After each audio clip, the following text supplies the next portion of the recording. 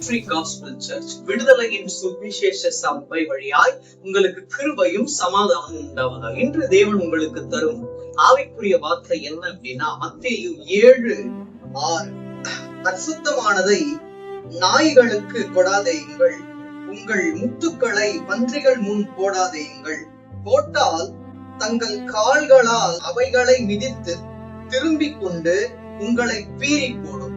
இதுல 2 விஷயங்கள். பரிசுத்தமானதை நாய்களுக்கு கொடுக்க கூடாது, முத்துக்களை எதுக்கு போடக்கூடாது, பன்றிகளுக்கு போடக்கூடாது. 2 நல்லா ஞாபகம் வச்சுக்கோங்க. பரிசுத்தமானதை நாய்களுக்கு கொடாதிருங்கள், பரிசுத்தமானதை நீங்க பன்றிகள் முன் போடாதுங்க. அப்படின்னு என்ன அர்த்தம்? எந்த இடத்துல தேவையோ அந்த இடத்துலதான் தேவனுடைய வார்த்தையை நம்ம என்ன பண்ண யூஸ் பண்ணணும். தேவையில்லாத இடத்துல தேவனுடைய வார்த்தை நம்ம என்ன பண்ணக்கூடாது, யூஸ் பண்ணக்கூடாது.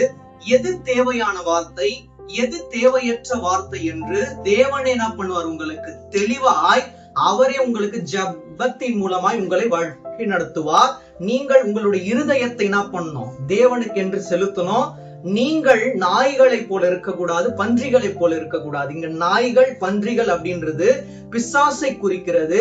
நீங்க பிசாசு கிட்ட போயிட்டு இயேசுவை பற்றி என்ன பண்ண முடியும், சொல்ல முடியுமா? சொன்னா என்ன பண்ணுவான், அந்த வார்த்தைகளை ஒரு மாதிரி அற்பமாய் தான் எண்ணுவான். அந்த மாதிரி எண்ணக்கூடாது. அப்படின்னா தேவையற்ற வார்த்தைகளை நீங்க என்ன பண்ணக்கூடாது, பேசக்கூடாது. தேவையான வார்த்தைகளை தேவையற்ற இடத்துல என்ன பண்ணக்கூடாது, நீங்க பேசவே கூடாது. நல்லா ஞாபகம் வச்சுங்க. பரிசுத்தமான காரியங்களை நாய்களுக்கு கொடுக்க கூடாது.